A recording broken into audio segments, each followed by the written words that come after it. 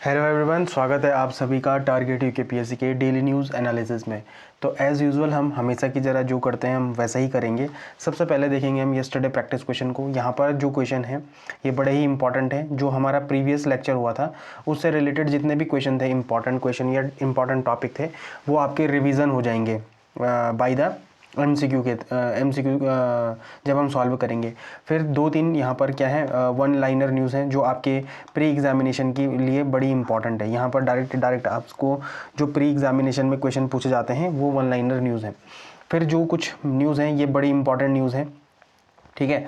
तो great backyard bird count हुआ है और यहाँ पर उत्तराखंड को दूसरा स्थान प्राप्त हुआ है। तो हम इस न्यूज़ को बड़े ही इंटायर तरीके से देखेंगे कि पहला नंबर किसे मिला है, क्यों ये इंपॉर्टेंट है और किस लिए इंपॉर्टेंट है।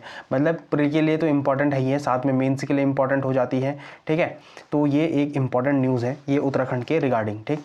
फिर स्ट्रेट ऑफ हार्मूज, तो देखो ये लगातार न्यूज़ में आ रहा है क्योंकि अमेरिका और ईरान के मध्य क्या हो रहा है, शांति समझौता हो रहा है, ठीक है। तो ये आपके प्रीलिम्स के लिए तो बड़ा इंपॉर्टेंट हो जाता है लोकेशन पर्पज से, ठीक है, कि किन दोनों देशों के बीच में कौन है, स्ट्रेट ऑफ हार्मूज है, किन दो जल संधियों के बीच में स्ट्रेट ऑफ हार्मूज है ना, और क्या क्या इसके कितना यहाँ से ट्रेड होता है, कितना नहीं होता। तो ये तो आपके प्रीलिम्स के लिए बड़ा इंपॉर्टेंट है। साथ में मेंस में देखेंगे हम इसको कि सामरिक और आर्थिक दृष्टि से ये कैसे इंपॉर्टेंट है पूरे विश्व के लिए, ठीक। तो ये इंपॉर्टेंट न्यूज़ है, ठीक। फिर जो तीसरी इंपॉर्टेंट न्यूज़ है वो है H-125 हेलीकॉप्टर। देखो ये इंडिया और फ्रांस के बीच में क्या हो रहा है आज, मतलब ये जो फ्रांस के प्रधानमंत्री हैं इमैनुअल मैक्रोन, वो कहाँ आए हैं, भारत में आए हैं और किस समिट में आए हैं। तो एआई इन्वेस्टर जो समिट हो रही है भारत में, ये आपको पता होगा ना, एआई इन्वेस्टर समिट इस टाइम पे कहाँ पर हो रही है, भारत में हो रही है। तो यहाँ पर आए हैं, तो बड़े ही खूबसूरत वीडियोस यहाँ पर आए थे, है ना। वो जॉगिंग भी कर रहे थे मुंबई की सड़कों पे, है ना। और जो ये वाला हेलीकॉप्टर, ये एकमात्र ऐसा हेलीकॉप्टर है जो माउंट एवरेस्ट की ऊंचाई तक पहुँचा है। मतलब वहाँ पर इसने उड़ान भरी है, कहाँ पर, माउंट एवरेस्ट की चोटी पर, ठीक है। तो ये अब जो हेलीकॉप्टर है ये भारत में बनने जाएगा, तो ये भारत के लिए बड़ा इंपॉर्टेंट है। मेक इन इंडिया के एस्पेक्ट से, मेक इन इंडिया के एस्पेक्ट से ये क्या है, भारत के लिए बड़ा इंपॉर्टेंट है। तो ये हमारे प्री के लिए तो इंपॉर्टेंट है ही है, साथ में मेंस के लिए भी बहुत ज़्यादा इंपॉर्टेंट हो जाता है। जीएस पेपर 2 इंटरनेशनल रिलेशन की बात करें और जीएस पेपर 3 इंडियन इकोनॉमी की अगर हम बात करें तो वहाँ के लिए क्या हो जाता है, ये टॉपिक बड़ा इंपॉर्टेंट हो जाता है। फिर एक और इम्पॉर्टेंट न्यूज़ है वो है startup India fund of funds 2.0। मतलब जो ये फंड ऑफ फंड्स 1.0 था, ये 2016 में आई थी और अब जो दूसरी है ये अब आई है, कब आई है, 2026 में, मतलब 10 साल पूरे होने के बाद आई है। तो ये आपके लिए बड़ा इंपॉर्टेंट हो जाता है और स्टार मार्क करके आप इस न्यूज़ को रख लेना, क्योंकि जब भी किसी योजना को 10 साल होते हैं तो वो योजना क्या हो जाती है, बड़ी इंपॉर्टेंट हो जाती है। तो अगर इसको हम जीएस पेपर 3 के एस्पेक्ट से देखें तो वहाँ पर मेंस के लिए तो बड़ी इंपॉर्टेंट है ही है, साथ में प्री के एस्पेक्ट के लिए भी बड़ी इंपॉर्टेंट है और इंटरव्यू के एस्पेक्ट के लिए भी क्या है, ये न्यूज़ बड़ी इंपॉर्टेंट है ना।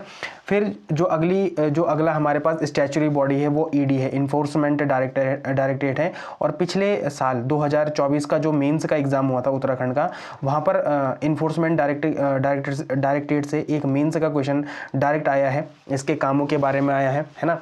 और जो इसकी जो शक्तियाँ हैं, है ना, वो बड़ी इंपॉर्टेंट हो जाती है हमारे एग्जामिनेशन के लिए। जैसे पमला एक्ट है ना, पमला एक्ट है, ठीक है, पमला एक्ट है ना, पमला एक्ट हो गया, यहाँ पर हम इसको पढ़ेंगे। फिर फेमा पढ़ेंगे, भले ही हमने ये फेमा और फेरा को डिटेल में पढ़ा है लेकिन इसको देखेंगे। फिर FEAO एक और एक्ट है, ये 2018 का एक्ट है, ठीक है। फ्यूगेटिव इकोनॉमिक ऑफेंसेस एक्ट बोलते हैं इसको, फ्यूगेटिव इकोनॉमिक ऑफेंस एक्ट बोलते हैं इसे। और ये भगोड़ा, मतलब इसको भगोड़ा आर्थिक अपराधी अधिनियम है ये, और ये 2018 का है। तो ये बड़ा इंपॉर्टेंट, ये 3 अधिनियम है जिनके तहत किसको मिलता है, इन्फोर्समेंट डायरेक्टरेट को क्या मिलती है, शक्तियाँ मिलती हैं, है ना। तो हम इनको डिटेल में देखेंगे और ये आपके लिए क्या हो जाता है, एक स्टार मार्क वाला टॉपिक हो जाता है। मतलब आज के बाद आपको इन्फोर्समेंट डायरेक्टरेट पढ़ने की कोई भी आवश्यकता नहीं पड़ेगी। और मैप इन न्यूज़ में देखेंगे हम चाइना को। तो चाइना क्या है, हमारे लिए बड़ा ही इंपॉर्टेंट एक कंट्री है, ठीक है। और यहाँ से भी मेंस में 2024 के मेंस में जीएस पेपर अगर आप करेंगे, जीएस पेपर 2 की बात करेंगे आप, है ना, इंटरनेशनल रिलेशन की बात करेंगे, तो वहाँ पर भारत और चाइना के संबंध आए हैं, है ना। तो वो भी क्या कर लेते हैं, आज हम चाइना को भी अच्छे से पढ़ लेते हैं, आने वाले टाइम में आपको फिर चाइना को आगे फर्दर पढ़ने की ज़्यादा ज़रूरत नहीं पड़ेगी। ठीक है, आगे बढ़ते हैं। तो इन लोगों ने बहुत ही शानदार कल आंसर दिए थे, है ना।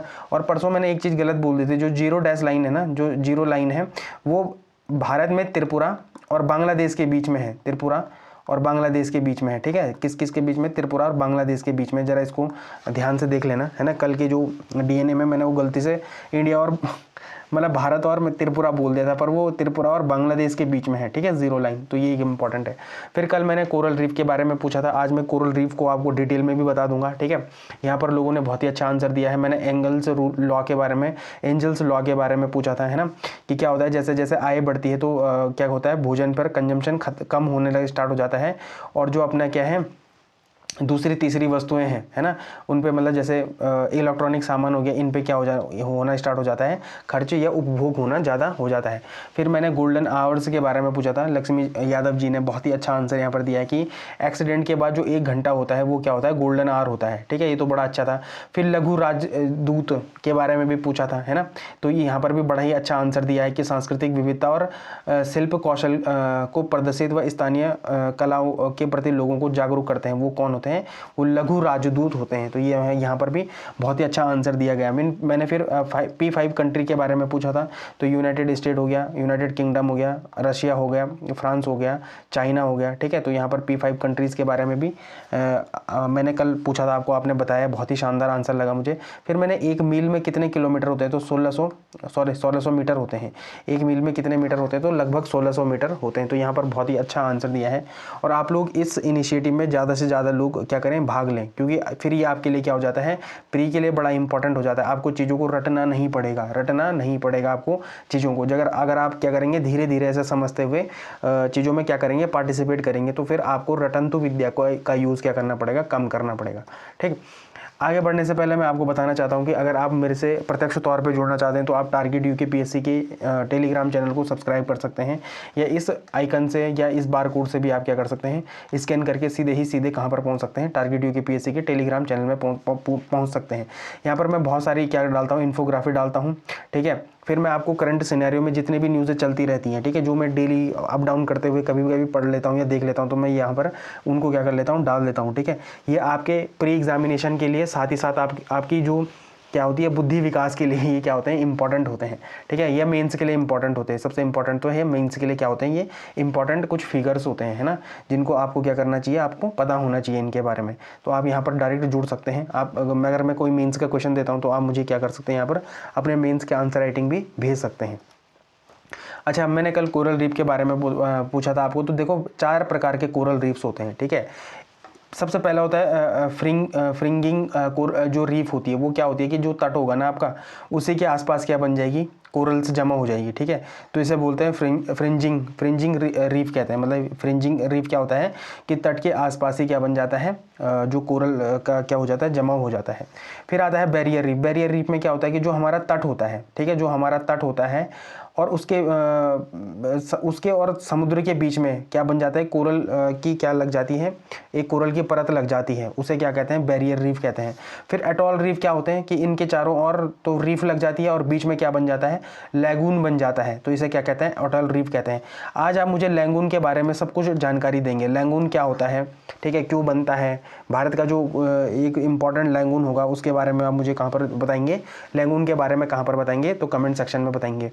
ठीक है, फिर पैचेस रीफ होते हैं कि जो समुद्र में बीच बीच में पैचेस रीफ के क्या बन जाते हैं, कोरल के क्या बन जाते हैं, पैचेस बन जाते हैं ऐसे तरीके से, तो इनको क्या कहते हैं, पैचेस रीफ कहते हैं। तो आज आपको शायद ही पहली बार पता चला होगा कि कोरल रीफ कितने प्रकार के होते हैं। ये कभी भी आपके प्रिलिमिनरी एग्जाम में आ सकता है कि कितने टाइप के कोरल रीफ होते हैं, या यहाँ पर विशेषताएं बता देंगे और पूछेगा कि कौन सा रीफ है ये। ठीक है, तो यहाँ पर आपको पता होना चाहिए कि fringing reef, barrier reef, atoll reef या पैचेस रीफ। ठीक है, तो आपको पता होना चाहिए कि जो रीफ होते हैं, जो कोरल रीफ्स होते हैं, वो कितने प्रकार के होते हैं, 4 प्रकार के होते हैं। अब उत्तराखंड में कहाँ पर रीफ पाए जाते हैं और कितने प्रकार के रीफ पाए जाते हैं, देखो पहला है फ्रिंजिंग रीफ्स, है ना, और एटॉल रीफ्स। तो यहाँ पर एटॉल रीफ्स केवल और केवल कहाँ पर मिलते हैं? लक्षद्वीप आइलैंड में मिलते हैं, ठीक है। एटॉल रीफ्स कहाँ पर मिलते हैं? लक्षद्वीप आइलैंड में मिलते हैं। बाकी सारी जगह कहाँ क्या मिलती है? फ्रिंजिंग रीफ्स मिलती हैं, जैसे गुजरात के कच्छ में मिलती हैं, ठीक है। फिर जो यहाँ पर ये तट है अपना मुंबई और गोवा वाला तट है, यहाँ पर मिलती है, ठीक है। पाक स्ट्रेट में मिलती है। देखो पाक स्ट्रेट किस किस के बीच में? श्रीलंका और भारत के बीच में है पाक स्ट्रेट, ठीक है। फिर अंडमान निकोबार में भी क्या मिलती है हमको? फ्रिंजिंग रीफ से मिलती है। तो ये आपको पता होना चाहिए कि कहाँ पर मेनली 4 जगहों में या 5 जगहों में हमको क्या मिलती है भारत में? रीफ से मिलती है, कोरल रीफ मिलती है। एक तो गुजरात में मिलती है, गल्फ ऑफ कच्छ में मिलती है, ठीक है। एक कहाँ पर मिलती है? मुंबई और गोवा के तट में मिलती है 2। एक कहाँ पर मिलती है? लक्षद्वीप आइलैंड में मिलती है 3। एक कहाँ पर मिलती है? पाक स्ट्रेट में मिलती है 4। और एक कहाँ पर मिलती है? अंडमान निकोबार में मिलती है 5, ठीक है। तो ये आपको पता होना चाहिए कि कोरल रीफ्स भारत में कहाँ कहाँ पर और कितने प्रकार के होते हैं। तो 4 प्रकार के कोरल रीफ होते हैं और भारत में मुख्य रूप से 2 प्रकार के रीफ मिलते हैं, एटॉल रीफ और फ्रिंजिंग रीफ्स मिलती हैं, ठीक है। तो ये आई होप आपको कोरल रीफ के बारे में पूरी ही जानकारी पता चल गई होगी, है ना। अब कुछ वन लाइनर न्यूज़ है। तो जो मैग्नस कार्लसन है, कई बार ये क्वेश्चन आ जाता है, इन्होंने किसको हराया है? फेबियानो को हराया है और 2026 का फ्री स्टाइल शतरंज विश्व चैंपियनशिप जीता है। तो ये आपके पेपर में कभी भी आ सकता है कि फ्री स्टाइल शतरंज विश्व चैंपियनशिप किसने जीता है? तो मैग्नस कार्लसन ने जीता है। और किसको हराकर जीता है? तो फेबियानो को हरा के जीता है, ठीक है। तो ये एक इंपॉर्टेंट क्या है न्यूज़ है आपके लिए। फिर ये तो मैंने परसों आपको टेलीग्राम में भी पूछा था कि इंटरनेट पायनियर डेविड जे फार्बर का 91 वर्ष की आयु में टोक्यो में निधन हो गया। देखो ये बड़ा इंपॉर्टेंट है, इनको ग्रैंडफादर ऑफ इंटरनेट भी कहते हैं। तो ये आपके पेपर में, है ना, ये आपके पेपर में कभी भी आ सकता है कि who is the grandfather of internet, या इंटरनेट पायनियर के नाम से किन्हें जाना जाता था? तो डेविड जे फार्बर को जाना जाता था, ठीक है। और ये कहाँ के निवासी थे? तो ये जापान के निवासी थे, ठीक है। ये जापान के निवासी थे और इनका क्या हुआ है? हाल ही में निधन हुआ है। तो ये आपके जो भी क्या होता है, कंप्यूटर बेस्ड क्वेश्चंस नहीं होते, वहाँ पर ये कभी भी आ सकता है आपके लिए, ठीक है। ये क्वेश्चन आ सकता है। तो ये क्या है? एक बड़ा ही इंपॉर्टेंट आपके लिए 2 न्यूज़ें हैं जो आपके एग्जाम पॉइंट ऑफ व्यू के लिए क्या है? बड़ी ही इंपॉर्टेंट है। आप सबसे पहले देख लेते हैं यस्टरडे प्रैक्टिस क्वेश्चन में। यस्टरडे प्रैक्टिस क्वेश्चन में कल हमने मियावाकी पद्धति के बारे में पूरे ही डिटेल में पढ़ा था, ठीक है। तो यह एक जापानी वनीकरणीय तकनीक है जिसका उद्देश्य कम समय में शहरी क्षेत्रों में घने जंगल उगाना है। तो ये बिल्कुल सही है। इस पद्धति में केवल विदेशी प्रजातियों के पौधों का उपयोग किया जाता है ताकि वे तेजी से बढ़ सकें। ऐसा कुछ नहीं है, विदेशी प्रजातियों का इसमें यूज़ नहीं किया जाता है, बल्कि स्थानीय प्रजातियों का यूज़ किया जाता है ताकि वो क्या हो, जलवायु अनुकूल क्या करें, वहाँ पर पौधे क्या हो सकें? बढ़ सकें, ठीक है। फिर तीसरा है कि इस तकनीकी से विकसित जंगल पारंपरिक वनों की तुलना में लगभग 30 गुना अधिक सघन होते हैं। तो ये भी बिल्कुल सही। तो इसका सही आंसर क्या है? 1 और 3 इसका सही आंसर है। अब अच्छा मुझे आप एक चीज़ क्या बताएंगे कि जो मियावाकी पद्धति है, मियावाकी पद्धति के जो जिसने स्टार्ट करी थी उसका नाम क्या था? उनका नाम क्या था? आप मुझे ये बताएंगे कि मियावाकी पद्धति जिन्होंने शुरू करी थी उनका नाम क्या था? ये कल हम बड़े ही डिटेल में पढ़ चुके हैं, ठीक है। फिर जो दूसरे इंपॉर्टेंट न्यूज़ थी वो थी एमटीपी एक्ट के बारे में। और एमटीपी एक्ट कब का था? 2021 से। कब का स्थान, कौन सा एक्ट का स्थान लिया? तो 1971 के एमटीपी एक्ट का इसने क्या लिया है? स्थान लिया है, ठीक है। एमटीपी एक्ट के बारे में हमने पूरा कल डिटेल में पढ़ा था कि मेडिकल टर्मिनेशन ऑफ प्रेगनेंसी संशोधन अधिनियम 2021 के अनुसार विशेष श्रेणी की महिलाएं जैसे दुष्कर्म पीड़िता हो गया या नाबालिग हो गया या दिव्यांग महिलाओं के लिए गर्भपात की अधिकतम अनुमेय सीमा मतलब मैक्सिमम जो सीमा है वो कितने हफ्ते तक की है? तो 24 सप्ताह तक की उनके लिए क्या है? टर्मिनेट करने के लिए या अबॉर्शन कराने की क्या है? समय सीमा है ना। तो ये भी कल हमने बड़े ही डिटेल में पढ़ा था, ठीक है। और इस टॉपिक को जिसने भी नहीं पढ़ा है, और क्योंकि ये ना जो एमटीपी एक्ट है ये कुछ टाइम पहले क्या था, बड़े ही चर्चाओं में था और ये दोबारा चर्चा में आ चुका है। चर्चा में क्यों आया है? कल हमने इसके बारे में डिटेल में क्या करा है? पढ़ा है। तो जिसने भी कल का लेक्चर नहीं दिखा, एक बार वो जरूर इस एमटीपी एक्ट के बारे में तो जरूर पढ़े, ठीक है। फिर जो अगली न्यूज़ थी, जो ये पीआईबी की न्यूज़ थी, और ये पीआईबी की न्यूज़ क्या थी? पीएम राहत योजना के बारे में था कि संदर्भ में निम्नलिखित कथनों पर विचार करें। इस योजना का मुख्य उद्देश्य सड़क दुर्घटना में पीड़ितों को गोल्डन आवर के दौरान कैशलेस उपचार प्रदान करना था। ये बिल्कुल ठीक है। और गोल्डन आवर क्या होता है? एक्सीडेंट के 1 घंटे तक जो टाइम होता है वो क्या होता है, गोल्डन आवर होता है। तो ये ऑप्शन क्या था, बिल्कुल सही था।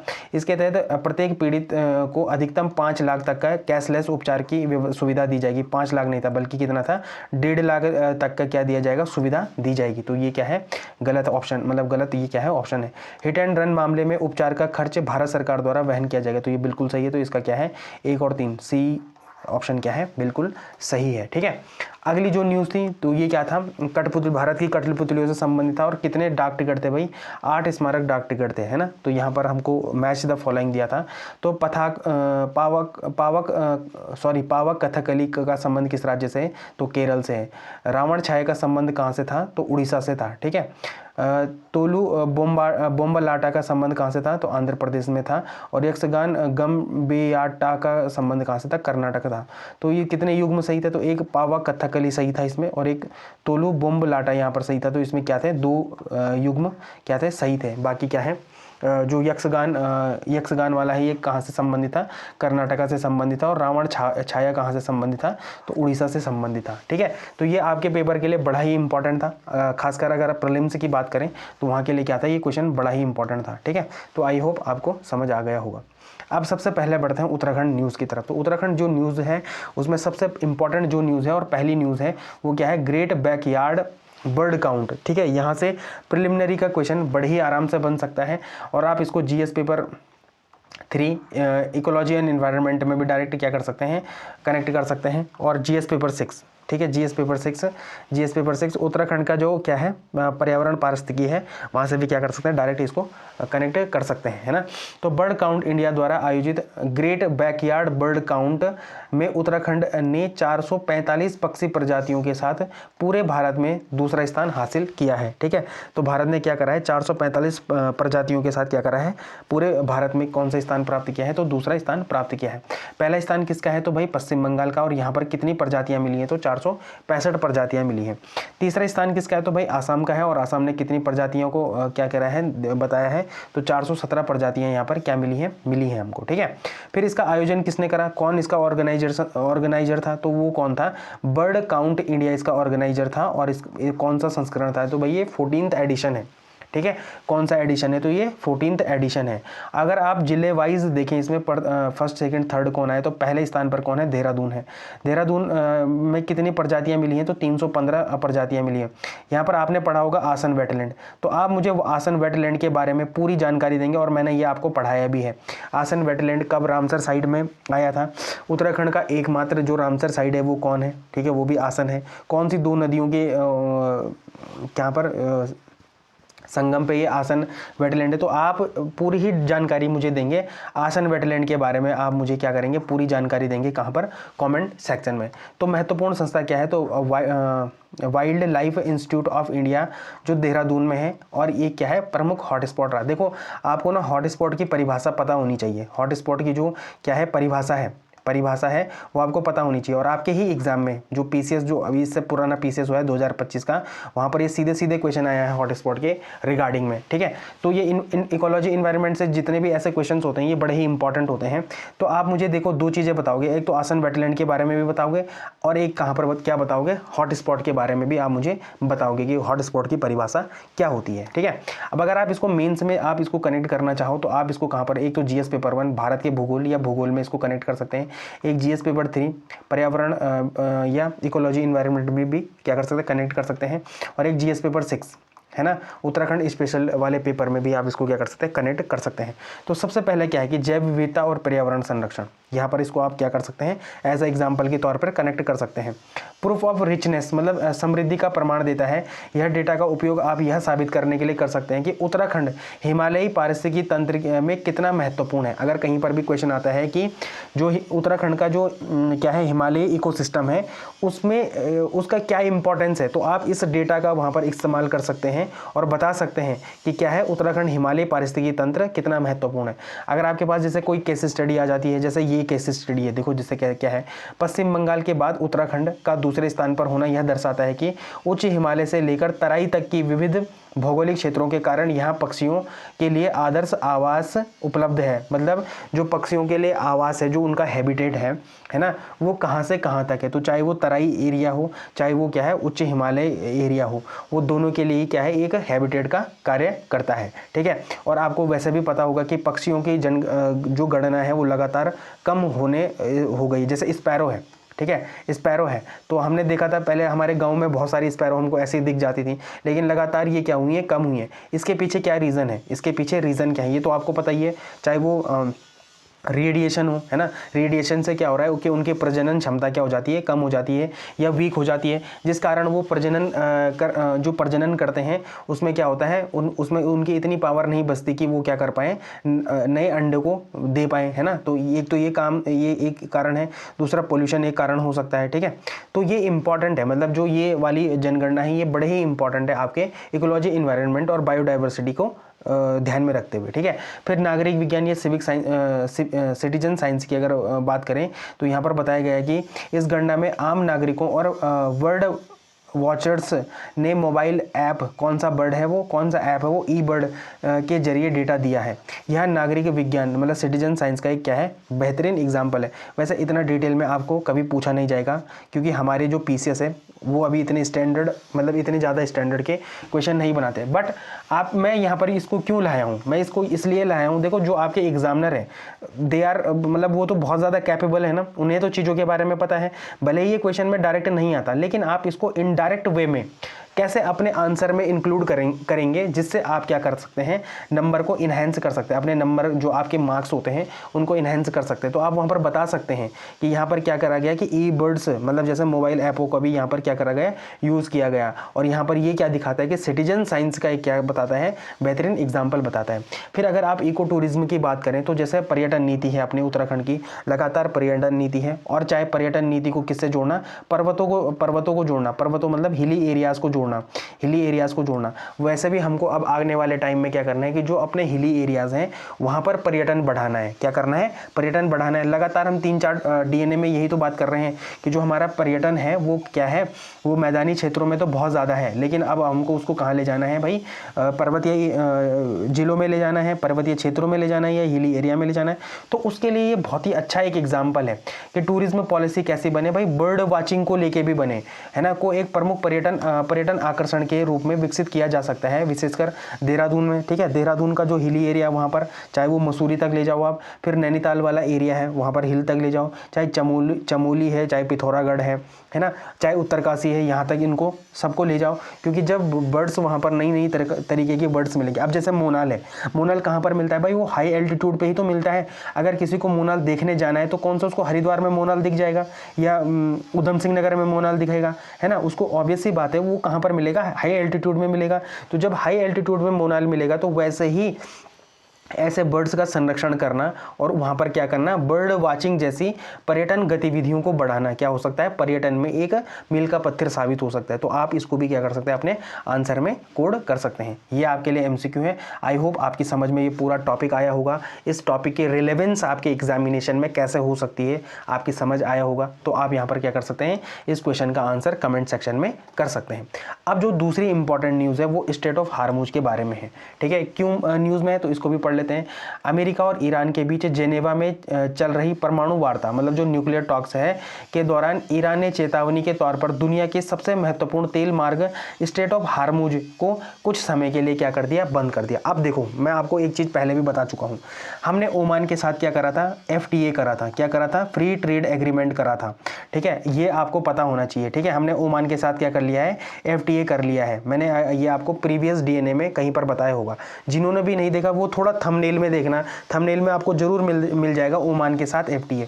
और जैसे ही ये मिलेगा आपको थोड़ा सा इसको देख लेना, ये बड़े ही एग्जाम पॉइंट ऑफ व्यू के लिए आपके लिए बड़ा ही इंपॉर्टेंट है। अब देखो यहाँ पर क्या होता है, यहाँ पर एक एरिया है, ठीक है, यहाँ पर एक द्वीप है और उस द्वीप का नाम क्या है, मुसांदम पेनिनसुला है, यहाँ पर क्या है, मुसांदम पेनिनसुला है, मुसांदम पेनिनसुला है यहाँ पर, और वो कौन अधिकृत करता है, उसको ओमान करता है। ठीक है, तो कई लोगों को लगता होगा कि जो स्टेट ऑफ हार्मूज है वो यूएई और ईरान के बीच में है, जबकि ऐसा नहीं है, ऐसा नहीं है।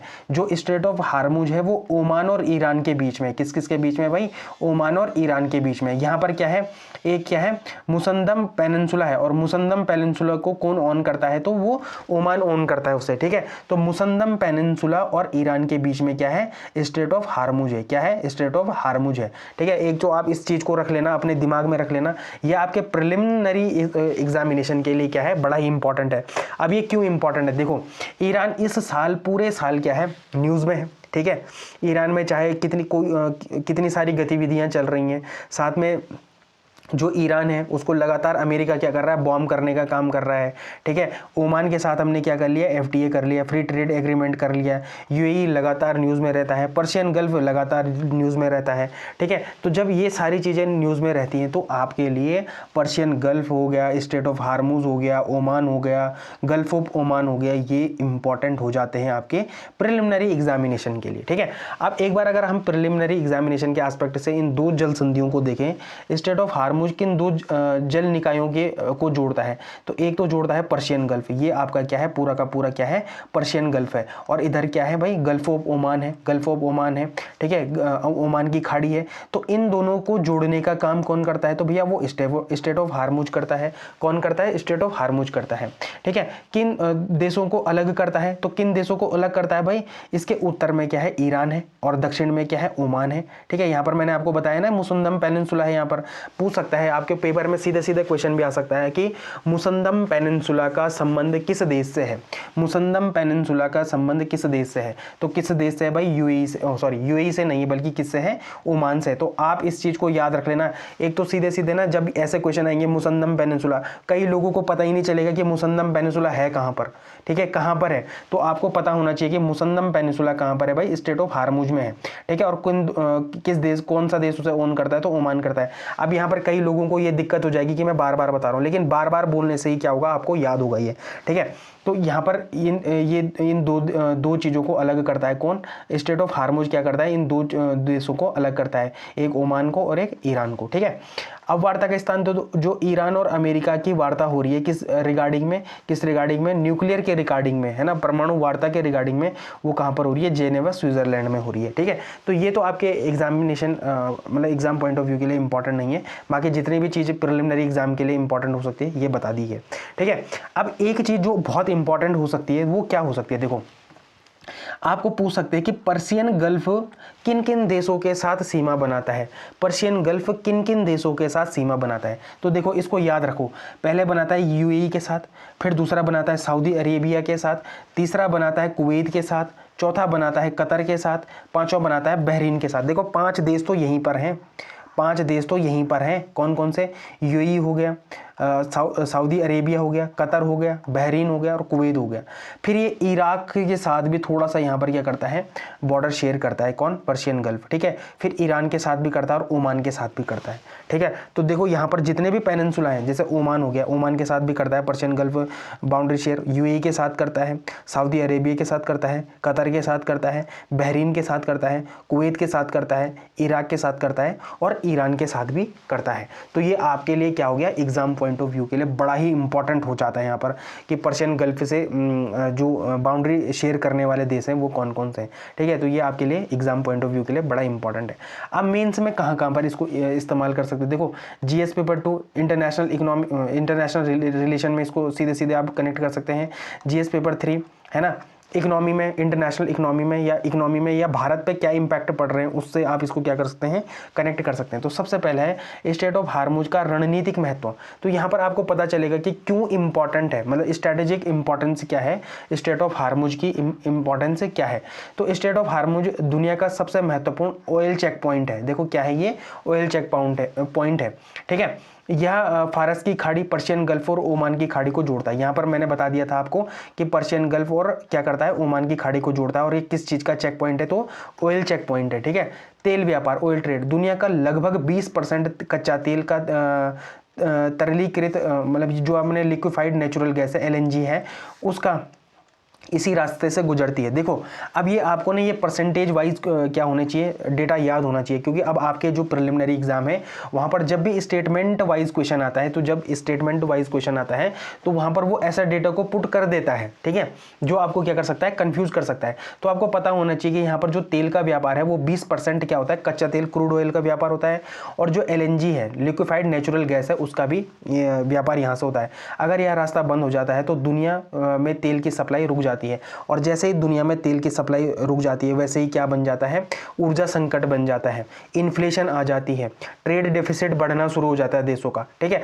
और भारत पर भी सेम इंपैक्ट पड़ते हैं, भारत पर भी क्या पड़ते हैं, सेम इंपैक्ट पड़ते हैं। तो सबसे पहले भारत पर कौन सा इंपैक्ट पड़ता है, तो सबसे पहला है ऊर्जा सुरक्षा, एनर्जी सिक्योरिटी का भारत पे क्या पड़ता है, इम्पैक्ट पड़ता है। तो भारत अपनी ज़रूरत का लगभग 80% तेल आयात करता है, जिसमें से बड़ा हिस्सा इसी रास्ते से होकर गुजरता है, किससे, सऊदी अरब, इराक और UAE से होकर गुजरता है। फिर इन्फ्लेशन, अगर हार्मुज बंद हो जाता है तो कच्चे तेल के दाम आसमान छूने लगेंगे, जिससे भारत में क्या होगा, पेट्रोल और डीजल महंगा होना शुरू हो जाएगा, और क्या बन जाएगी भाई, महंगाई बढ़ जाएगी। क्या बढ़ जाएगी, महंगाई बढ़ जाएगी। फिर व्यापार डेफिसिट, जो ट्रेड डेफिसिट है वो भी बढ़ना शुरू हो जाएगा। महंगा तेल खरीदने से भारत का विदेशी मुद्रा भंडार जो फॉरेक्स रिजर्व है कम होगा, और राजकोषीय घाटा क्या हो जाएगा, बढ़ जाएगा। तो यही जो 3 चीज़ें हैं वो पूरे विश्व पर भी यही इंपैक्ट डालती है। जब स्टेट ऑफ हार्मुज जो चेक पॉइंट है वो बंद हो जाता है, मतलब ऊर्जा संकट हो जाती है वहाँ पे, महंगाई, इन्फ्लेशन बढ़ जाती है, व्यापार घाटा भी क्या हो जाता है, बढ़ जाता है। और सेम भारत के साथ भी यही इंपैक्ट देखने को मिलता है। फिर अमेरिका और ईरान में तनाव है। क्यों तनाव है भाई, वहाँ पर जो न्यूक्लियर वाली घटना है, यह घटना दिखाती है कि परमाणु समझौते को लेकर दोनों देशों में तनाव अभी भी चरम पर है, ठीक है। ईरान का स्ट्रेट का इस्तेमाल दबाव बनाने की रणनीति के रूप में करता है। तो ईरान क्या करता है कि कभी भी अगर स्ट्रेट ऑफ हार्मुज को वो बंद करता है ना, तो वो हमेशा क्या करता है, इस चीज़ पे दबाव बनाने का काम करता है, ठीक है। तो ये भी आपके एग्जामिनेशन पॉइंट के लिए बड़ा ही इंपॉर्टेंट है। अब आपको ये, मुझे लगता है कि ये टॉपिक क्या हो गया होगा, फिर से क्लियर हो चुका होगा, ठीक है, क्लियर हो चुका होगा। अगर आपको ये टॉपिक क्लियर हो चुका है तो जो ये आपके पास MCQ है आप इसका क्या करेंगे, कमेंट सेक्शन में आंसर करेंगे, ठीक है। और बीच में मैंने जो भी आपको 1-2 क्वेश्चन पूछे हैं उसका भी आंसर आप कमेंट सेक्शन में करेंगे, ठीक। जो अगली न्यूज़ है ये बड़ी ही इंपॉर्टेंट न्यूज़ है, और ये क्या न्यूज़ है, H125 हेलीकॉप्टर। देखो ऐसा जो न्यूज़ है ना, मुझे ऐसा लगता है कि जो ये न्यूज़ होती हैं ये आपके प्रिलिमिनरी एग्जाम के लिए तो बहुत इंपॉर्टेंट होती है, साथ में मेंस एग्जामिनेशन के लिए भी इंपॉर्टेंट होती है, लेकिन ये सारी न्यूज़ है ना सबसे ज़्यादा जो इंपॉर्टेंट होती है वो इंटरव्यू के लिए इंपॉर्टेंट होती है, ठीक है। और आपको ऐसी न्यूज़ इंटरव्यू में पूछे जाते हैं। अब कुछ लोगों का क्या है, इंटरव्यू भी है जो किससे जुड़े हुए हैं, टारगेट UPSC से जुड़े हुए हैं, तो वो लोग क्या करें, वो लोगों को मैं हमेशा बोलता हूँ कि जैसे ये वाली न्यूज़ है ना, इसको हमेशा अपने उंगलियों के टिप पे रखना है कि भारत और फ्रांस के बीच में आजकल क्या हो रहा है, लगातार भारत और फ्रांस क्या हो रहा है, लगातार इंगेज कर रहा है अपने को, ठीक है। चाहे वो ट्रेड के एस्पेक्ट में हो, चाहे वो डिफेंस के एस्पेक्ट में हो, चाहे वो कल्चरल एस्पेक्ट में हो, चाहे वो राजनीति के एस्पेक्ट में हो, चाहे वो आतंकवाद को टैकल करने में हो, वहाँ पर भी लगातार क्या करता है, अपनी कॉपरेशन बढ़ा रहा है एक दूसरे के साथ, ठीक है। तो खबर क्या है, भारत के प्रधानमंत्री नरेंद्र मोदी और फ्रांस के राष्ट्रपति मैक्रोन ने टाटा एयरबस के हेलीकॉप्टर असेंबली लाइन का उद्घाटन किया, ठीक है। टाटा एयरबस के हेलीकॉप्टर असेंबली लाइन का उद्घाटन किया और रक्षा तकनीकी के क्षेत्र में अपनी साझेदारी को स्पेशल ग्लोबल स्ट्रेटेजिक पार्टनरशिप का दर्जा दिया। देखो जो ये वाली पार्टनरशिप है ना, स्पेशल ग्लोबल स्ट्रेटेजिक पार्टनरशिप, ये भारत इससे पहले जापान के साथ कर रहा है, ठीक है। तो ये बड़ी ही इंपॉर्टेंट हो जाती है, ठीक है, स्पेशल ग्लोबल स्ट्रेटेजिक पार्टनरशिप। और एक USA के साथ कर रहा है, एक USA के साथ कर रहा है, एक फ्रांस के साथ कर रहा है और एक जापान के साथ कर रहा है। 3 देशों के साथ क्या करता है, स्पेशल ग्लोबल स्ट्रेटेजिक पार्टनरशिप करता है, ठीक है। अब ये फैक्ट्री कहाँ लग रही है, ठीक है, जो आपके प्रिलिमिनरी एग्जामिनेशन में आ सकता है, वो क्या आ सकता है, ये आ सकता है कि जो ये फैक्ट्री है वो कहाँ लग रही है। जो टाटा एयरबस की H215 helicopter final assembly line का उद्घाटन कहाँ करेगी, कौन सा राज्य करेगा, तो कर्नाटक करेगा, ठीक है। अब यहाँ पर देखो ये कितना इंपॉर्टेंट हो जाता है कर्नाटक की इकोनॉमी के लिए भी, है ना। भारत की इकोनॉमी के लिए तो ये इंपॉर्टेंट है ही है, पर किसी इंडिविजुअल राज्य की इकोनॉमी के लिए कितना इंपॉर्टेंट हो जाता है, ठीक है। तो कई राज्य क्या करते हैं, ऐसे अवसरों का वेट करते हैं, लेकिन मेरी समझ नहीं आता कि उत्तराखंड ऐसे चीज़ों का अवसर को ग्रैब क्यों नहीं कर पाता है। ठीक है, ये हमारे लिए क्या है, एक चिंता का विषय है। एज अ पीसीएस एस्पिरेंट, मतलब उत्तराखंड के जो आप पीसीएस की तैयारी कर रहे हैं, तो आपको ये इंटरव्यू में पूछा जा सकता है कि भाई जैसे ये जो H125 हेलीकॉप्टर फाइनल असेंबली है, ये कर्नाटक को मिली, तो ऐसी चीज़ें उत्तराखंड को क्यों नहीं मिलती, ठीक है, जिससे उत्तराखंड भी अपने क्या करे, राजस्व में इंक्रीजमेंट करे, है ना, इंक्रीज करे अपने तो ऐसी कौन सी कमी है उत्तराखंड में, आपको क्या लगता है, ठीक है। आप एक अच्छे एग्जाम की तैयारी कर रहे हैं, तो आप मुझे कमेंट सेक्शन में बताएंगे कि उत्तराखंड को ऐसी चीजें क्यों नहीं मिलती हैं, ठीक है, कहां पर कमियां हैं उत्तराखंड में कि उत्तराखंड को ऐसी चीजें नहीं मिलती, जरा मुझे कमेंट सेक्शन में बताना। जो भी लोग आंसर करते हैं, जो भी इस क्वेश्चन में पार्टिसिपेट करना चाहते हैं, वो जरा मुझे कमेंट सेक्शन में इसका आंसर बताना। फिर संयुक्त उद्यम, ज्वाइंट वेंचर की बात है, जैसे हैमर मिसाइल है, तो ये कौन से दो देशों कंपनियों के बीच में समझौता हो रहा है, तो BL के साथ और फ्रांस की सैफरन के साथ क्या हो रहा है, ये समझौता हो रहा है जो हैमर मिसाइल है। ये भी पूछ सकता है कि हैमर मिसाइल कौन से दो देश इसको विकसित कर रहे हैं, तो भारत और कौन कर रहा है, फ्रांस कर रहा है। और जो राष्ट्रपति मैक्रो हैं, वो कौन से समिट में नई दिल्ली में आए हैं, तो AI इम्पैक्ट समिट में आए हैं, ठीक है।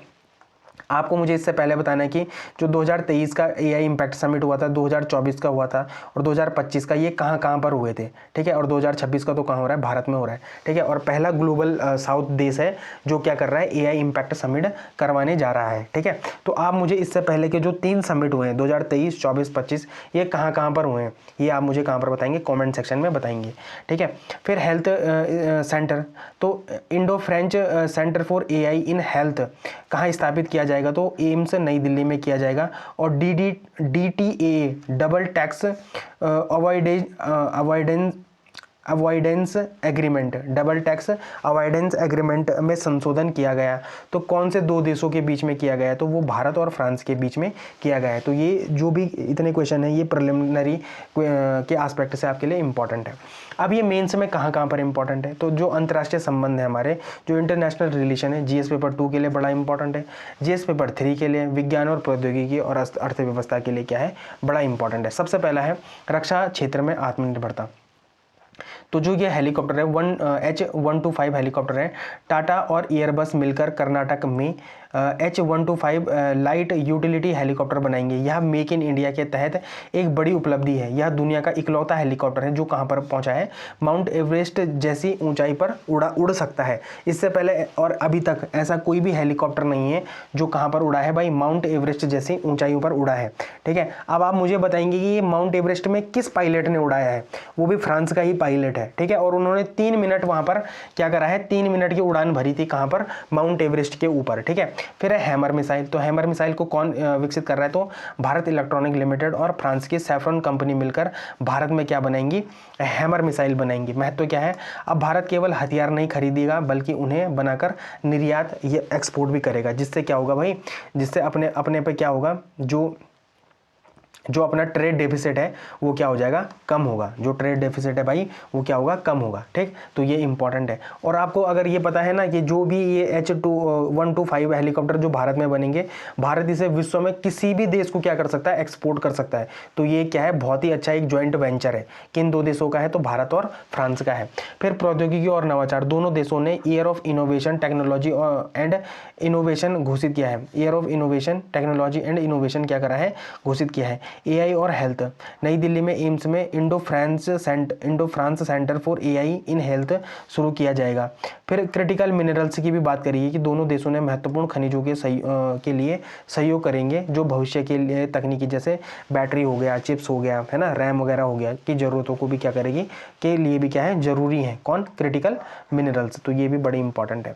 फिर अगर आप इनके बायलैटरल रिलेशन की बात करें, तो इस साझेदारी को अब स्पेशल ग्लोबल स्ट्रेटेजिक पार्टनर से, मैं बोल रहा हूँ ना आपको कि ये केवल 3 देशों के साथ ही भारत करता है, USA करता है, जापान करता है, और आप किसके साथ कर रहे हैं, फ्रांस के साथ कर रहा है। तो यह दिखाता है कि फ्रांस के साथ भारत के रिश्ते अमेरिका और या रूस की तरह ही महत्वपूर्ण है, ठीक है। फिर अधिकारियों की तैनाती, तो भारतीय सेना और फ्रांसीसी सेना के प्रतिष्ठानों में एक दूसरे के अधिकारियों की तैनाती की जाएगी, जो गहरे विश्वास को दर्शाती हैं। अब यहाँ पर थोड़ा सा स्पेशल ग्लोबल स्ट्रेटेजिक पार्टनरशिप के बारे में थोड़ा बात कर लेते हैं। और जो राजा मोहन है, जो इंडियन एक्सप्रेस में इन्होंने ये एक आर्टिकल लिखा था, राजा मोहन जी ने, इनके बारे में भी देख लेते हैं कि ये क्या सोचते हैं, जो हमारे एग्जाम पॉइंट ऑफ व्यू के लिए बड़ा इंपॉर्टेंट है। तो इन्होंने यहाँ पर एक मल्टीपोलर वेस्ट की बात करी है। यह आपके GS पेपर 2 इंटरनेशनल रिलेशन के लिए बड़ा इंपॉर्टेंट है, ठीक है। मल्टीपोलर वेस्ट के लिए वेस्ट की बात करी है। तो भारत अब पश्चिम को केवल अमेरिका के नेतृत्व वाला ब्लॉक नहीं देख रहा है। भारत मानता है कि पश्चिम में भी अलग अलग ध्रुव है, जैसे यूरोप हो गया, फ्रांस एक अलग ध्रुव हो गया, यूरोप में फ्रांस एक अलग ध्रुव हो गया, अमेरिका एक अलग है, वैसे तरीके से, ठीक है। फिर रणनीतिक विकल्प क्या है कि फ्रांस के साथ मजबूत रिश्ते भारत को कलेक्टिव वेस्ट मतलब एकल पश्चिम की धारणा से बाहर निकालते हैं और अमेरिका पर अत्यधिक निर्भरता कम करते हैं, या भारत के रणनीतिक स्वायत्ता जो स्ट्रेटेजिक ऑटोनॉमी है को बढ़ाता है, ठीक है। और किस परिप्रेक्ष्य में बढ़ाता है, तो फ्रांस के परिप्रेक्ष्य में बढ़ाता है। फिर प्रौद्योगिकी और एआई में तीसरा रास्ता, देखो प्रौद्योगिकी और जो एआई है, देखो जैसे एआई गवर्नेंस की अगर हम बात करें तो अमेरिका में एआई पर कॉरपोरेट का राज है, मतलब कॉरपोरेट मतलब प्राइवेट प्लेयर का राज है, और चीन में सरकार का राज है। देखो कैसा एआई, जैसे एआई ना पूरे विश्व में 3 तरीके से देखा जा रहा है। पहले तो पूरे अगर किसी देश में जैसे अमेरिका है तो वहाँ पर पूरे कॉरपोरेट वाले एआई को क्या कर रहे हैं, प्रमोट कर रहे हैं, ठीक है। चाइना में क्या कर रहा है, जैसे डीप सीक है तो वो किसके अंडर में आता है, तो वो चाइना की सरकार के अंडर में आता है, ठीक है। लेकिन भारत और फ्रांस इसको एक तीसरे रास्ते के तरीके से देख रहे हैं, और भारत और फ्रांस मिलकर एक तीसरा रास्ता अपना रहे हैं जो नवाचार, जो संप्रभुता दोनों को संतुलित करता है, जो इनोवेशन और सोवरेनिटी को क्या करता है, बैलेंस करता है, ठीक है। तो ये एक इंपॉर्टेंट एस्पेक्ट हो जाता है आपके मेंस के लिए, ठीक है। अब कौन सा संस्थान है, तो Indo France centre for AI health की स्थापना कहाँ पर की गई, एम्स नई दिल्ली में की जाएगी, तो ये हम पहले ही देख चुके हैं। फिर होराइजन 2047 जो रोड मैप है उसके बारे में दोनों देशों ने 2047 तक जब भारत की आज़ादी को 100 साल पूरे हो जाएंगे, रक्षा अंतरिक्ष ऊर्जा के सहयोग के लिए एक रोड मैप तैयार करा है। जरा आपको मुझे गूगल करके बताना है कि होराइजन 2047 है क्या, ठीक है। होराइजन 2047 है क्या, आपको मुझे गूगल करके कमेंट सेक्शन में ये बताना है, ठीक है। मैं स्पून फीडिंग नहीं करना चाहता आपकी, बस इस वजह से मैं आपको ये क्वेश्चन पूछ रहा हूँ, ठीक है। ये एमसीक्यू है। आई होप आपको ये जो एंटायर टॉपिक है ये समझ आया होगा। तो समझ आएगा तो जरा इस एमसीक्यू का मुझे क्या करना, आंसर करना कहाँ पर, कमेंट सेक्शन में, ठीक। अब ये जो अगली न्यूज़ है ये पीआईबी की न्यूज़ है, और ये आपके लिए बड़ी इंपॉर्टेंट है। ये क्या है कि जो स्टार्टअप इंडिया फंड है, फंड फॉर फंड्स है 2.0, इसको क्या कर दी गए हैं, मंजूरी मिल गई है, ठीक है। तो startup India fund for fund 2.0 को मंजूरी मिली है, और कैबिनेट ने क्या निर्णय लिया है, तो प्रधानमंत्री नरेंद्र मोदी की अध्यक्षता में कैबिनेट मंत्रिमंडल द्वारा अनुमोदित है। कितनी राशि है, तो भाई 10,000 करोड़ की राशि है। क्या ये इंपॉर्टेंट है, क्या इसका उद्देश्य है, तो भारत में स्टार्टअप पारिस्थितिकी तंत्र के लिए उद्यम पूंजी मतलब वेंचर कैपिटल जुटाना, ठीक है। तो आप मुझे बताएंगे कि वेंचर कैपिटल से आप क्या समझते हैं, ठीक है, उद्यम पूंजी से आप क्या समझते हैं, ठीक है। अब जो FOF था, फंड फॉर फंड्स था जो 1.0 था, वो 2016 में शुरू किया गया था, ठीक है। अब 135 वैकल्पिक निवेश कोष को 10,000 करोड़ की प्रतिबद्धता दी गई थी उस टाइम पे, और 1370 से अधिक स्टार्टअप में 25,500 करोड़ से अधिक का निवेश किया गया था, ठीक है। प्रमुख क्षेत्र क्या था, एआई हो गया, रोबोटिक्स हो गया, क्लीन टेक हो गया, फिनटेक हो गया। देखो फिनटेक आपको पता है ना, फाइनेंस में अगर टेक्नोलॉजी का यूज़ हो रहा है तो वो क्या होता है, फिनटेक होता है। जरा मुझे आप क्लीन टेक बताना कि क्लीन टेक शब्द से आप क्या समझते हैं, ठीक है। फिर है स्वास्थ्य सेवा, मैन्युफैक्चरिंग, स्पेस टेक और बायोटेक के बारे में यहाँ पर क्या थे, प्रमुख एरिया थे। इसमें निजी पूंजी को आकर्षित करने और उद्यम पूंजी जो वेंचर कैपिटल है उसकी क्या करना, पारिस्थितिकी तंत्र को मजबूत करने में मदद की थी इसने, ठीक है, 1.0 ने। अब यहाँ पर जो 2.0 आया, फंड फॉर फंड्स 2.0 आया, उसके मुख्य क्षेत्र क्या है, तो पहला है डीप टेक और उन्नत विनिर्माण, deep tech and advance manufacturing, लंबी अवधि के उच्च तकनीकी नवाचार को बढ़ावा देना, पहला तो ये है। दूसरा है प्रारंभिक विकास चरण, शुरुआती चरण में फंडिंग की कमी को दूर करना। तीसरा है राष्ट्र पहुंच, मतलब महानगरों के से परे अखिल भारतीय नवाचार को बढ़ावा देना। फिर उच्च जोखिम वाले पूंजी की कमी, प्राथमिकता और आत्मनिर्भरता वाले क्षेत्रों को सहायता प्रदान करना। और फिर लास्ट क्या है, तो घरेलू उद्यम पूंजी आधार को मजबूत करना, विशेष रूप से छोटे फंड के लिए। तो ये बड़ा ही इंपॉर्टेंट क्या है, फंड फॉर फंड्स 2.0। और ये कब शुरू हुआ है भाई, ये तो 2026 में शुरू हुआ है। फंड्स 1.0 कब शुरू हुआ था, तो 2016 में शुरू हुआ था। तो ये आपके प्रिलिमिनरी एग्जाम के लिए क्या हो जाता है, बेहद इंपॉर्टेंट एक क्या है, टॉपिक है ना। अब ये क्यों महत्वपूर्ण है, तो स्टार्टअप इंडिया की शुरुआत कब हुई थी, 2016 में हुई थी। जरा मुझे बताना उत्तराखंड में स्टार्टअप की शुरुआत कब हुई, स्टार्टअप योजना की शुरुआत कब हुई, उत्तराखंड में स्टार्टअप योजना की शुरुआत कब हुई, क्योंकि सेंटर में कब हुई थी, 2016 में हुई थी। कि लगभग एक दशक के सफ़र को आगे बढ़ाता है ये। भारत में अब 2 लाख से अधिक DPIIT मान्यता प्राप्त स्टार्टअप है। DPIIT का फुल फॉर्म क्या है, जरा ये भी मुझे बता देना। ये इंपॉर्टेंट चीज़ें हैं और ये मैं बीच बीच में आपको कई बार बता भी चुका हूँ, ठीक है, ये इंपॉर्टेंट है।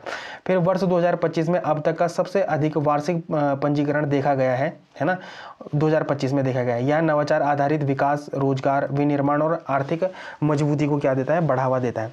अब इसमें कुछ रणनीतिक तालमेल भी है, क्या है, विकसित भारत 2047 के विजन का समर्थन करना, मतलब 2047 तक आते आते हमको क्या करना है, विकसित भारत वाली कल्पना को साकार करना है। तो उसके लिए ये क्या हो जाता है, एक बेहद ही इंपॉर्टेंट एस्पेक्ट हो जाता है।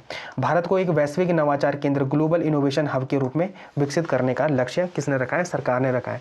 और सरकार ही क्या कर रही है, ऐसे योजनाओं को लाके ये बताना चाह रही है कि कैसे हम 2047 तक अपने विजन, कौन सा विजन, विकसित भारत विजन को क्या कर सकते हैं, पूरा कर सकते हैं। ये आपके लिए क्या है, एक MCQ है। मुझे उम्मीद है आप क्या करेंगे, इसका कमेंट सेक्शन में आंसर करेंगे, ठीक है।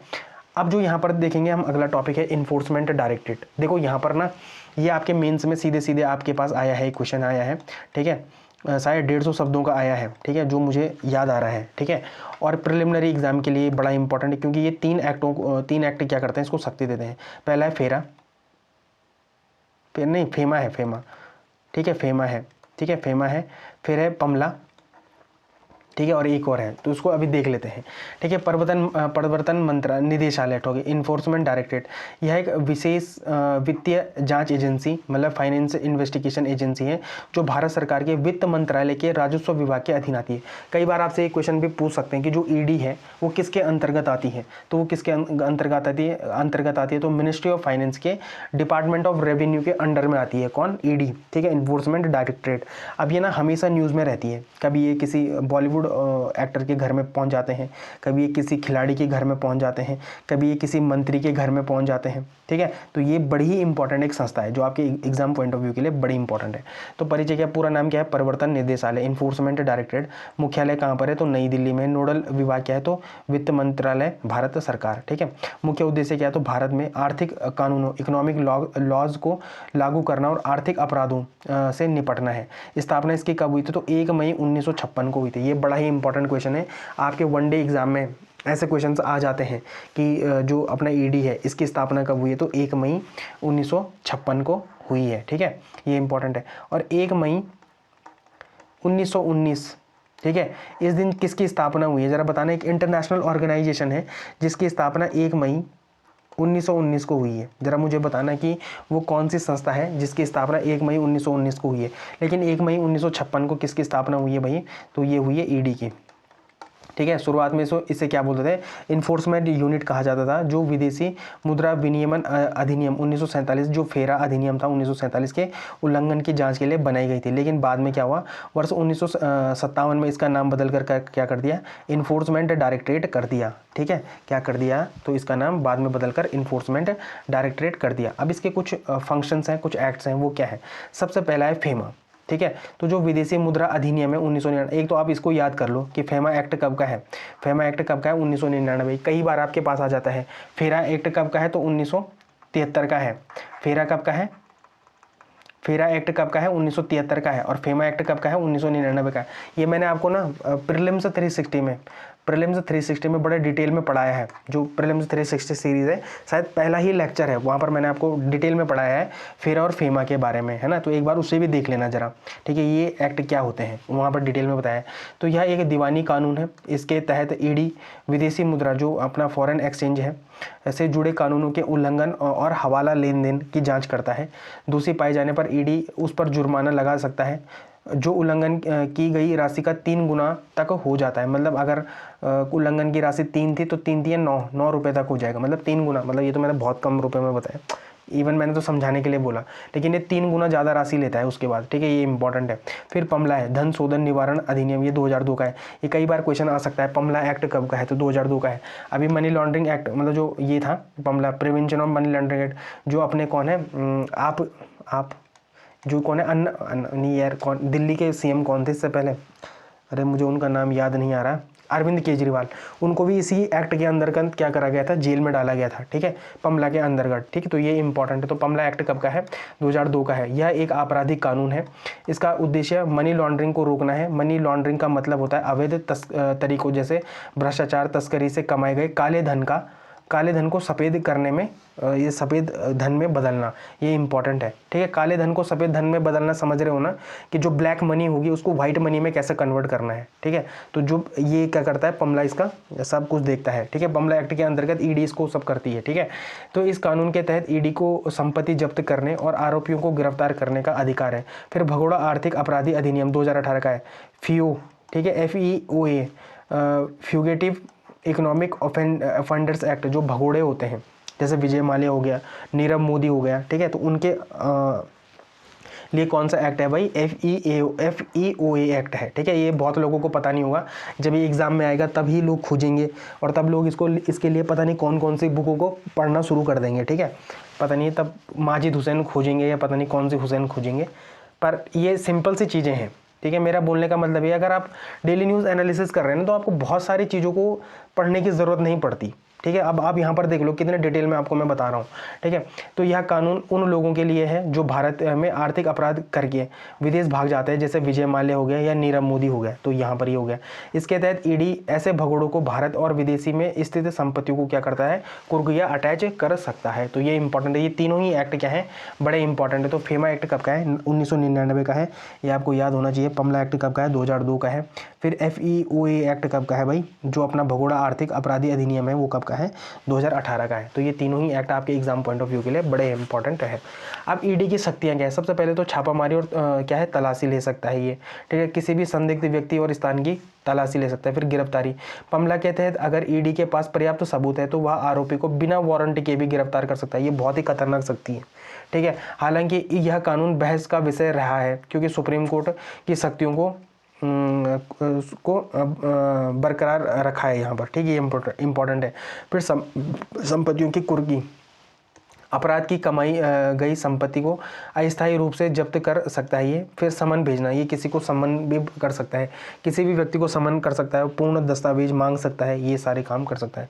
ईडी की संरचना क्या है, तो ईडी का प्रमुख निदेशालय होता है, 5 क्षेत्रीय कार्यालय हैं, जैसे मुंबई, चेन्नई, चंडीगढ़, कोलकाता और दिल्ली है, ठीक है। ये चर्चा में क्यों रहता है, तो हाल ही के वर्षों में ईडी बहुत सक्रिय और चर्चाओं में रहा है, क्योंकि पमला के तहत इसे व्यापक अधिकार मिले। तो पमला के तहत जब व्यापक अधिकार मिले हैं तो इस वजह से ये लगातार क्या करता है, लोगों को गिरफ्तार जो बड़े बड़े एक्टर वगैरह होते हैं या नेता वगैरह होते हैं, उनको गिरफ्तारी, तभी ये न्यूज़ में आता है और तभी आप सोचते हो, मतलब सुनते हो ईडी के बारे में।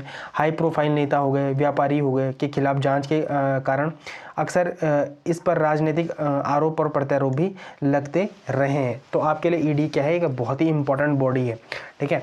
अब आई होप आपको ये सब ये टॉपिक क्लियर हो गया होगा, और ये टॉपिक क्लियर हो गया तो आपको क्या करना है, इस MCQ का आंसर कहाँ पर करना है, कमेंट सेक्शन में करना है। और बीच में जितने भी क्वेश्चन पूछता हूँ ना, वो आपके प्री के एस्पेक्ट के लिए बहुत ही खतरनाक क्वेश्चन है, खतरनाक मतलब इंपॉर्टेंट है। तो आपको क्या करना है, उनको कमेंट सेक्शन में आंसर देना है। अब मैप न्यूज़ में देख लेते हैं चाइना बड़ी इंपॉर्टेंट है। देखो मेंस में भी सीधे सीधे क्वेश्चन आया है। अगर आप आज भी, मैं बोल रहा हूँ, 2024 का पेपर देखोगे, ठीक है, और GS पेपर 2 देखोगे, तो वहाँ पर आपको चीन से संबंधित एक डायरेक्ट क्वेश्चन मिलेगा, ठीक है। तो क्यों न्यूज़ में रहा है, तो न्यूज़ में तो एक तो इसलिए रहता है कि यह समय समय पर अपना क्या करता है, मैप जारी कर देता है और दूसरे देशों को भी अपने मैप में इंक्लूड कर लेता है, ठीक है। अब जैसे भारत की बात करें, अरुणाचल प्रदेश को इसने अपने मैप में दिखाया है, जबकि ये है नहीं। अक्साई चीन को ये लगातार ये लद्दाख को अपने उसमें बोलता रहता है। इसने 9 डैश लाइन, 11 डैश लाइन, है ना, पहले ये 9 डैश लाइन थी, फिर अब 10 डैश लाइन बना चुका है ये, ठीक है। ये इसलिए भी न्यूज़ में है। ताइवान को लेकर ये लगातार न्यूज़ में है, तो ये इंपॉर्टेंट है। फिर चीन का जो भूगोल है ज़रा इंपॉर्टेंट है। तो ये इसकी जो पड़ोसी सीमा लगती हैं, ये 14 देशों से लगती हैं। कितने देशों से लगती हैं, तो 14 देशों से लगती हैं। भारत हो गया, रूस हो गया, मंगोलिया हो गया, पाकिस्तान हो गया, नेपाल हो गया, भूटान हो गया, म्यांमार, वियतनाम और उत्तर कोरिया से क्या करता है, ये डायरेक्ट क्या करता है, सीमाएँ बनाता है। और समुद्री सीमा, ठीक है, समुद्री तट, इसके पूर्व में प्रशांत महासागर है, जिसमें पीला सागर और पूर्वी चीन सागर और दक्षिणी चीन सागर शामिल है। तो ये क्या है, इंपॉर्टेंट है, ठीक है, इसकी जो भौगोलिक स्थिति है। फिर जो भौतिक विभाजन है, चीन की ज़मीन को मुख्य रूप से 3 सीढ़ियों स्टेप्स की तरह देखा जाता है। पहला है पहाड़ और पठार। तो पहाड़ और पठार में क्या है, तिब्बत का पठार, देखो तिब्बत प्लेटू कहाँ पर, ये है, ठीक है, तिब्बत प्लेटू हो गया, है ना। इसको क्या कहते हैं, रूफ ऑफ वर्ल्ड कहा जाता है। यह दक्षिण पश्चिम में है, यह दक्षिण और पश्चिम है। तो ये आपको मैंने बता दिया कि ये क्या है, प्लेटू ऑफ तिब्बत है, ठीक है। फिर हिमालय, चीन नेपाल के साथ माउंट एवरेस्ट की सीमा, यहाँ पर क्या है, माउंट एवरेस्ट है। तो ये इसको क्या करता है, अलग करता है। अन्य हो गए जैसे कुनकुन शान हो गया, देखो कुनकुन शान माउंटेन यहाँ पर ये है आपका कुनकुन शान माउंटेन, ये तिब्बत प्लेटू ऑफ तिब्बत के क्या है, उत्तर में है, क्या है ये, कुनकुन शाह माउंटेन है, ठीक है। और दूसरा क्या है, तियान शान। तो तियान शान यहाँ पर है, टकला मकान के ऊपर क्या है, तियान शान क्या है, माउंटेन है। तो ये भी बड़ा इंपॉर्टेंट है। फिर पहाड़ और बेसिन, यहाँ कई बड़े बेसिन और रेगिस्तान है, ठीक है, जैसे गोबी का मरुस्थल। तो गोबी का मरुस्थल क्या है, गोबी डेजर्ट, देखो ये है। और गोबी डेजर्ट किन दोनों देशों के बीच में, तो मंगोलिया और क्या है, अपना चाइना के बीच में है। मंगोलिया की राजधानी कहाँ है, उलान बतौर, ये याद है ना, उलान बटोर। तो ये मंगोलिया की राजधानी, कई बार ये पेपर में भी आ जाता है। चाइना की राजधानी कहाँ पर है, तो बीजिंग है, ठीक है। तो ये इंपॉर्टेंट है।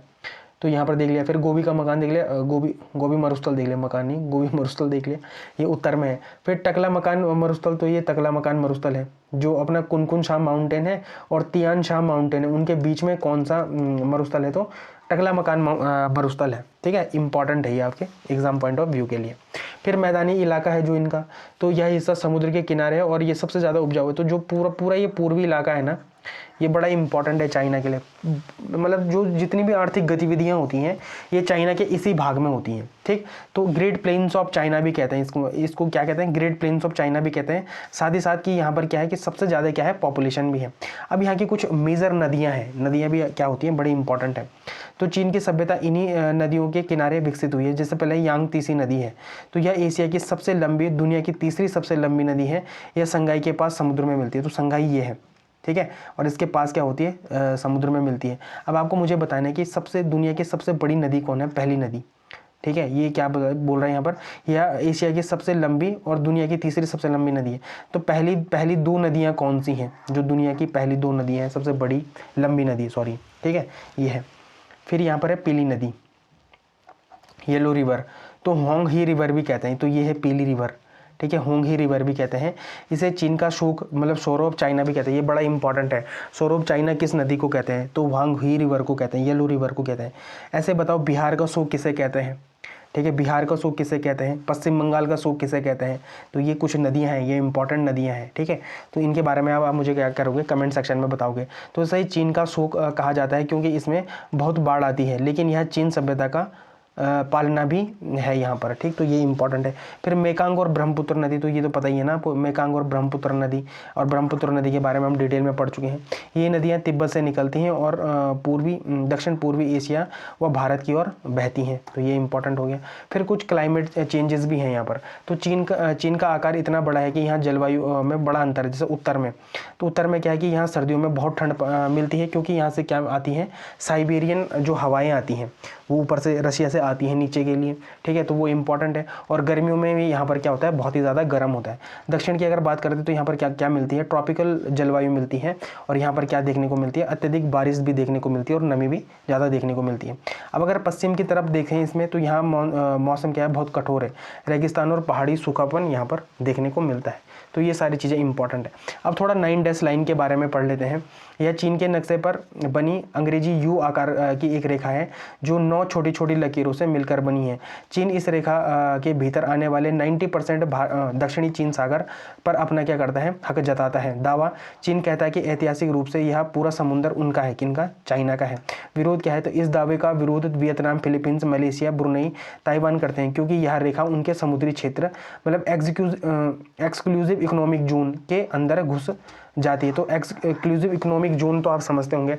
जरा मुझे बताना, भारत का एक्सक्लूसिव इकोनॉमिक जोन कितने किलोमीटर का है, कितने किलोमीटर का क्या है भारत का एक्सक्लूसिव इकोनॉमिक जोन है। तो ये आपके लिए क्या है, बड़ा इंपॉर्टेंट एक डेटा है, ठीक है। तो यह महत्वपूर्ण क्यों है? तो दक्षिण चीन सागर दुनिया के सबसे महत्वपूर्ण और विभाजित क्षेत्रों में से एक है। यहाँ पर जो ट्रेड होता है वो लगभग 1/3 समुद्री व्यापार होता है दुनिया का, ठीक है। लगभग मतलब 3 ट्रिलियन से अधिक जो समुद्री व्यापार होता है वो दक्षिणी चीन सागर से होता है। संसाधन क्या है? तो इस समुद्र के नीचे भारी मात्रा में तेल, प्राकृतिक गैस, नेचुरल गैस के भंडार होने का अनुमान है। और यहाँ पर फिशिंग भी क्या होती है? सबसे ज़्यादा होती है, ठीक है। और आपको तो ये पता ही होगा कि सबसे ज़्यादा जो फिशिंग करने वाला देश है वो कौन है? चाइना है। चाइना क्या है? सबसे ज़्यादा फिशिंग करने वाला देश है, ठीक है। यह दुनिया के सबसे बड़े मछली पकड़ने वाले क्षेत्रों में से एक है जो लाखों लोगों की क्या है? आजीविका को चलाता है। तो ये बड़ा इंपॉर्टेंट क्या है? एक बात है। फिर विवाद का इतिहास, तो 1947 में चीन की तत्कालीन सरकार ने सबसे पहले एक नक्शा जारी किया जिसमें क्या है? 11 डैश लाइन थी। उसके बाद जो कम्युनिस्ट पार्टी जब आई थी 1950 में, कम्युनिस्ट पार्टी सत्ता में आने के बाद माओ त्से तुंग की सरकार ने उत्तरी वियतनाम के साथ एकजुटता दिखाने के लिए टोकिन की खाड़ी, गल्फ ऑफ टोकिन, देखो ये भी इंपॉर्टेंट है, पूछ सकता है कि गल्फ ऑफ टोकिन कहाँ पर है? तो वियतनाम में है। ये पास 2 डैश लाइन को हटा दिया था, तो अब क्या बच गई थी? वहाँ पर 9 डैश लाइन बच गई थी। लेकिन 2013 में फिलीपींस ने चीन के खिलाफ अंतर्राष्ट्रीय अदालत में मुकदमा दायर करा और 2016 में क्या है? इसका फैसला है। तो अंतर्राष्ट्रीय न्यायाधिकरण ने फैसला सुना है कि चीन की जो 9 डैश लाइन है उनके दावों पर कोई कानूनी आधार नहीं है और वो क्या करता है? संयुक्त राष्ट्र की समुद्री कानून का उल्लंघन करता है। तो इसका परिणाम क्या हुआ कि चीन ने इस फैसले को मानने से तो इनकार कर दिया और वहाँ पर क्या करता है? आर्टिफिशियल आइलैंड बनाने की बात करता है, या सैन्य गतिविधि बनाने की वहाँ पर क्या करता है? बात करता है। अब वर्तमान स्थिति क्या है? तो अब 9 डैश लाइन की अवधारणा खत्म हो चुकी है, अब 10 डैश लाइन की अवधारणा आ चुकी है। तो चीन ने अपने नए नक्शे में ताइवान के पूर्व में एक और डैश लाइन जोड़कर इसे 10 डैश लाइन बना दिया है, ठीक है। तो ये करंट सिचुएशन है वहाँ की। अभी बहुत लोगों को पता भी नहीं होगा कि 10 डैश लाइन नाम की भी एक चीज़ है, ठीक है, चाइना के एस्पेक्ट में। फिर इनकी एक 5 फिंगर थ्योरी भी है, ये भी आपके एग्जाम पॉइंट ऑफ व्यू के लिए बड़ा इंपॉर्टेंट है और इसे समझना भी जरूरी है। तो ये जो 5 फिंगर थ्योरी थी, इस सिद्धांत को किसने दिया था? माओ त्से तुंग ने दिया था, 1940 के दशक में दिया था। उनका कहना था कि तिब्बत चीन के दाहिने हाथ की हथेली पाम है ना।